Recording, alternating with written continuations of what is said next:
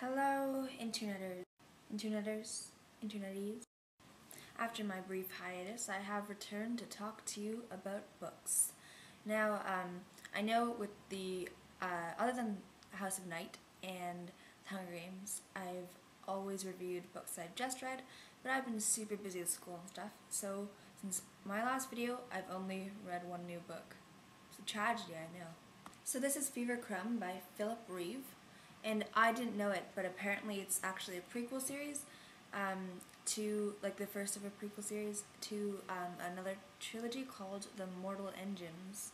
And I don't think it's, but it hasn't been marketed like that in Canada, which is odd, but oh well.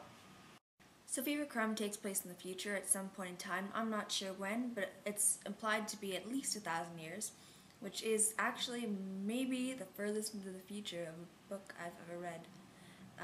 Usually they take place closer, because I guess they want to be more relatable. But that's what was kind of cool with Crumb. It took place much farther into the future, and that was pretty cool. So Crumb is about a 15-year-old girl named Crumb, and she was left at the doorstep of this engineer, Dr. Crumb, when she was a baby, with instructions to care for her.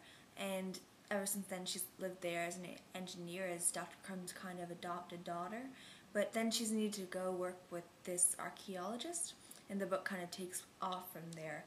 And it was really cool. I bought it mostly because it was recommended on the cover by Scott Westerfeld, who's my all-time favorite author. And I liked the steampunk aspects, because I like steampunk a lot. So that was one of my favorite parts.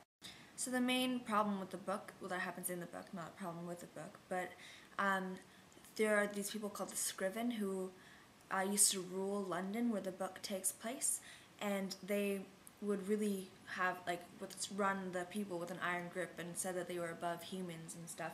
But then when Fever was a baby, there were these riots that took place, and all the Scriven were killed off.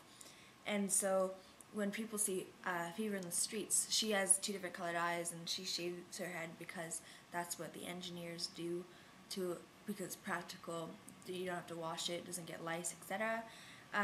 So the people of London assume that she's a Scriven and try to kill her, and basically form a mob that kind of follows her around throughout the story.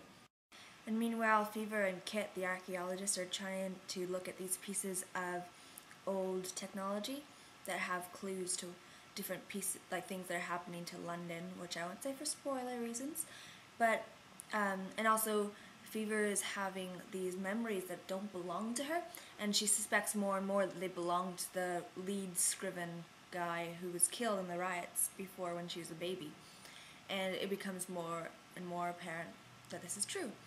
And I really liked that part. The beginning was kind of bland, but once you get into it, it's a very good read.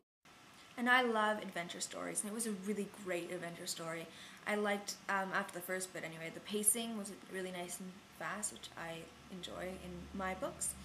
And I liked Fever. She was a very interesting character, very different from normal heroines that you read about. She was very practical, and she didn't really have any imagination, because as an engineer apprentice, she had to think logically all the time and never really worry about other people or anything. So that was a really interesting perspective, though she does become more compassionate as the book goes on. So maybe I'll have to look into Philip Reeve's Mortal Engines books. Maybe give me an insight as to the world, because there were some things that I guess I didn't fully understand that might have been explained in the other series, though it's strange that it has been marketed like a prequel trilogy in Canada. Oh well. I'll definitely read the other books when they come out here, because I think they've been out in the UK for a while, but I know the second book comes out in hardcover in a few months here.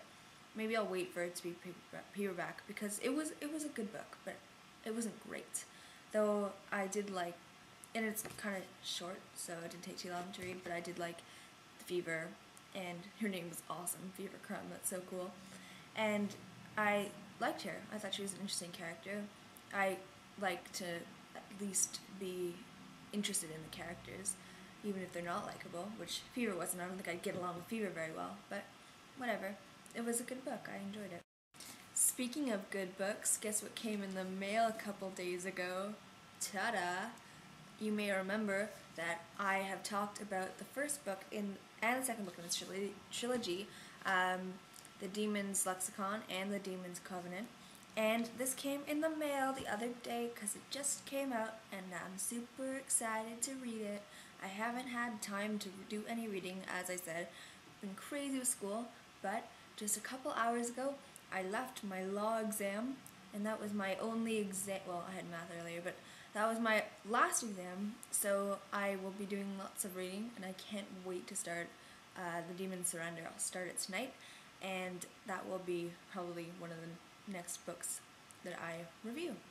So I apologize if my editing is a bit choppy. I'm just getting the hang of this, and I'm just basically moving around in my chair as I do this. Very original. So I'll try to, I think I'm going to start posting my videos every Friday, like starting now, so that it's more constant and I actually have time to do them, and they're more flowy, so that way I can read new books at that time, because yeah, I do read about a book or two a week. Oh my god, a lot of books. So because I only talked about one book in this review, I guess it's a bit shorter than the other ones, but whatever, maybe that's better.